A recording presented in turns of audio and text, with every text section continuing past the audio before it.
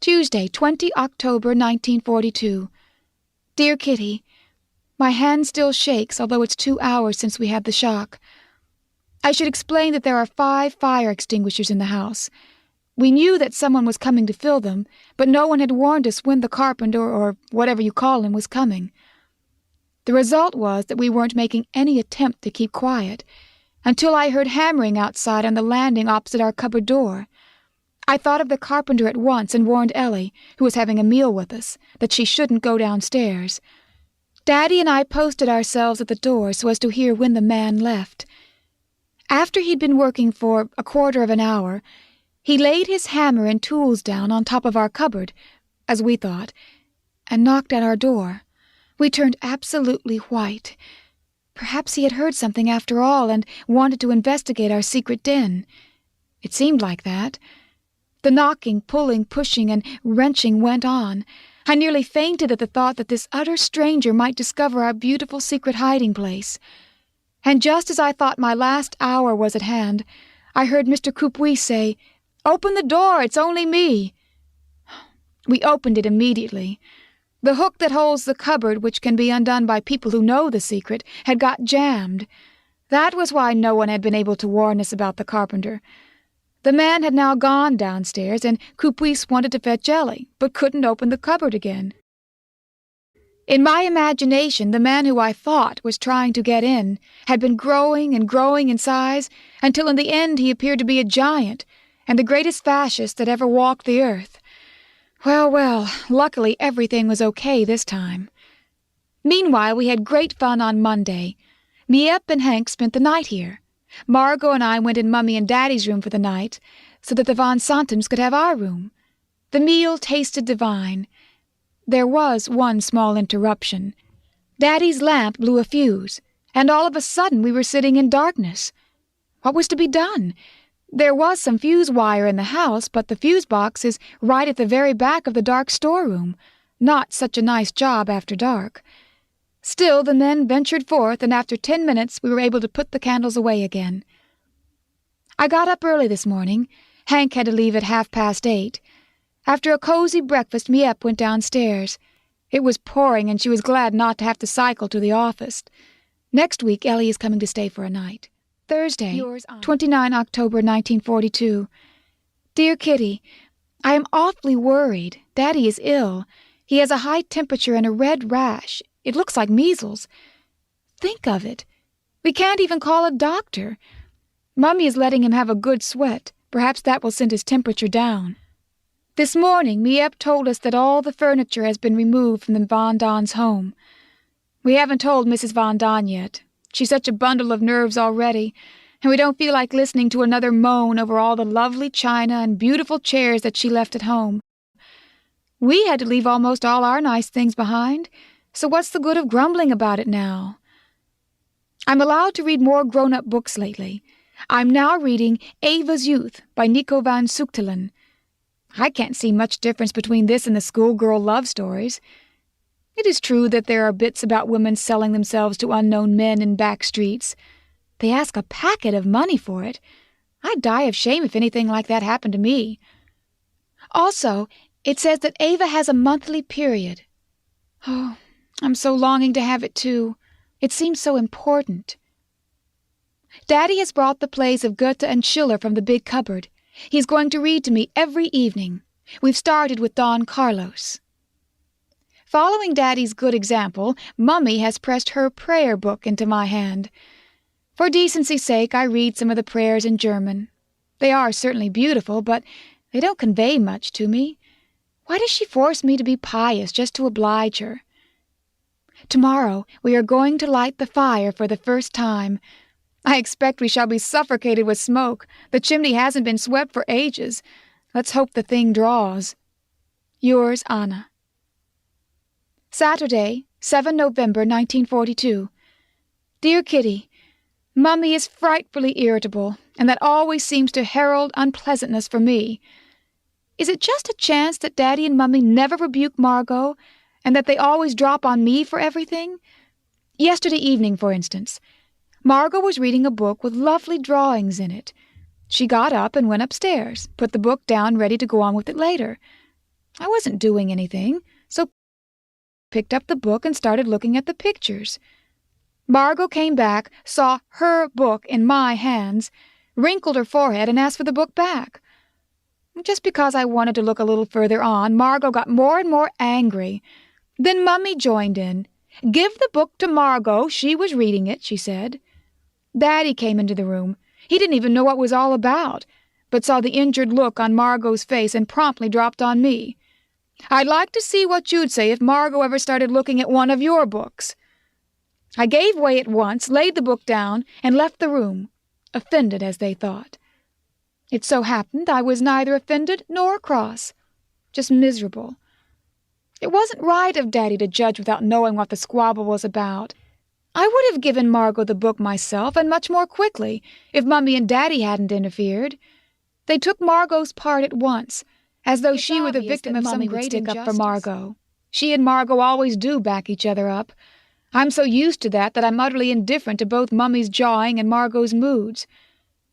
I love them, but only because they are Mummy and Margot. With Daddy it's different. If he holds Margot up as an example, approves of what she does, praises and caresses her, then something gnaws at me inside, because I adore Daddy. He is the one I look up to. I don't love anyone in the world but him. He doesn't notice that he treats Margot differently from me. Now, Margot is just the prettiest, sweetest, most beautiful girl in the world, but all the same, I feel I have some right to be taken seriously, too. I've always been the dunce, the ne'er-do-well of the family. I've always had to pay double for my deeds, first with the scolding, and then again because of the way my feelings are hurt. Now, I'm not satisfied with this apparent favoritism any more. I want something from Daddy that he is not able to give me. I'm not jealous of Margot, never have been. I don't envy her good looks or her beauty. It is only that I long for Daddy's real love, not only as his child, but for me, Anna. I cling to Daddy because it is only through him that I am able to retain the remnant of family feeling. Daddy doesn't understand that I need to give vent to my feelings over Mummy sometimes. He doesn't want to talk about it. He simply avoids anything which might lead to remarks about Mummy's failings. Just the same, Mummy and her failings are something I find harder to bear than anything else. I don't know how to keep it all to myself. I can't always be drawing attention to her untidiness, her sarcasm, and her lack of sweetness. Neither can I believe that I'm always in the wrong. We are exact opposites in everything, so naturally we are bound to run up against each other. I don't pronounce judgment on Mummy's character, for that is something I can't judge. I only look at her as a mother, and she just doesn't succeed in being that to me. I have to be my own mother. I've drawn myself apart from them all. I am my own skipper, and later on I shall see where I come to land. All this comes about particularly because I have in my mind's eye an image of what a perfect mother and wife should be, and in her whom I must call mother I find no trace of that image. I am always making resolutions not to notice Mummy's bad example. I want to see only the good side of her, and to seek in myself what I cannot find in her. But it doesn't work. And the worst of it is neither Daddy nor Mummy understands this gap in my life, and I blame them for it. I wonder if anyone can ever succeed in making their children absolutely content. Sometimes I believe that God wants to try me, both now and later on. I must become good through my own efforts, without examples and without good advice. Then later on I shall be all the stronger. Who besides me will ever read these letters? From whom but myself shall I get comfort? As I need comforting often, I frequently feel weak and dissatisfied with myself. My shortcomings are too great. I know this, and every day I try to improve myself. My treatment varies so much. One day Anna is so sensible and is allowed to know everything, and the next day I hear that Anna is just a silly little goat who doesn't know anything at all and imagines that she's learned a wonderful lot from books. I'm not a baby or a spoiled darling any more to be laughed at, whatever she does. I have my own views, plans, and ideas, though I can't put them into words yet. Oh, so many things bubble up inside me as I lie in bed, having to put up with people I'm fed up with, who always misinterpret my intentions. That's why, in the end, I always come back to my diary. That is where I start and finish, because Kitty is always patient. I'll promise her that I shall persevere, in spite of everything, and find my own way through it all, and swallow my tears. I only wish I could see the results already, or occasionally receive encouragement from someone who loves me. Don't condemn me. Remember rather that sometimes I too can reach the bursting point. Yours, Anna. Monday, 9 November 1942. Dear Kitty, yesterday was Peter's birthday. He was 16. He had some nice presents. Among other things, a game of Monopoly, a razor, and a lighter. Not that he smokes much, it's really just for show. The biggest surprise came from Mr. Van Daan when at 1 o'clock he announced that the British had landed in Tunis, Algiers, Casablanca, and Oran. This is the beginning of the end, everyone was saying. But Churchill, the British Prime Minister, who had probably heard the same thing in England, said, "This is not the end. It is not even the beginning of the end, but it is perhaps the end of the beginning." Do you see the difference? There is certainly reason for optimism. Stalingrad, the Russian town which they've already been defending for 3 months, still hasn't fallen into German hands. But to return to affairs in our secret den, I must tell you something about our food supply. As you know, we have some real greedy pigs on the top floor.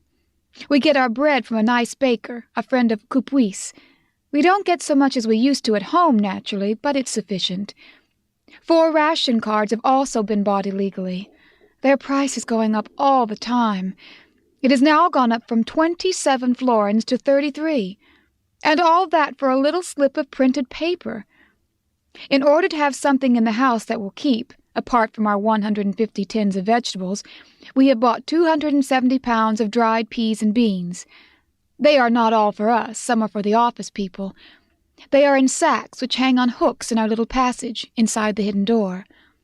Owing to the weight of the contents, a few stitches in the sacks burst open, so we decided it would be better to put our winter store in the attic, and Peter was given the job of dragging it all up there.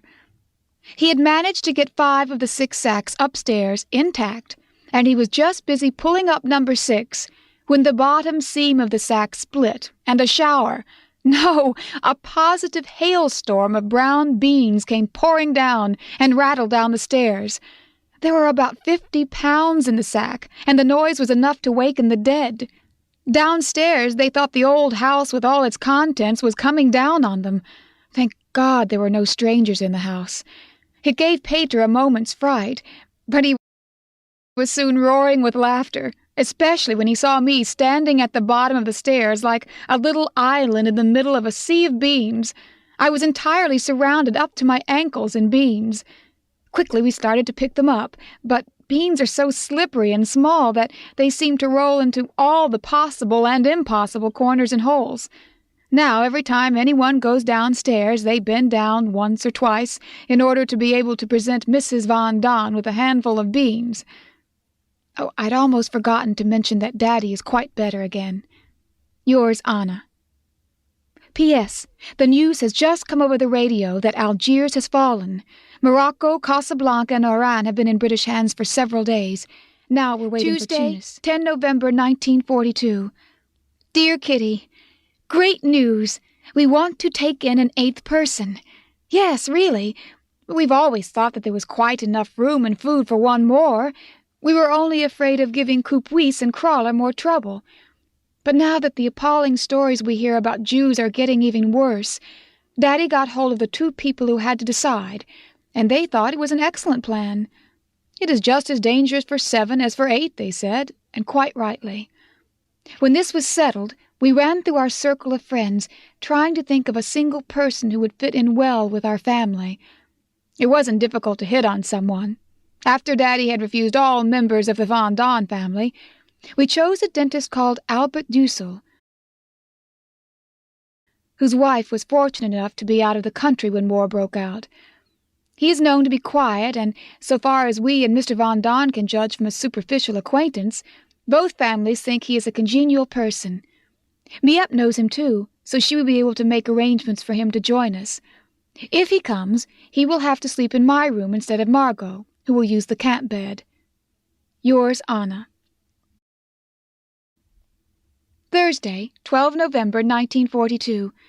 Dear Kitty, Dussel was awfully pleased when Miep told him that she had got a hiding place for him. She urged him to come as soon as possible, preferably Saturday. He thought that this was rather doubtful, since he had to bring his card index up to date first, see to a couple of patients, and settle his accounts. Miep came to us with this news this morning. We thought it was unwise of him to put it off.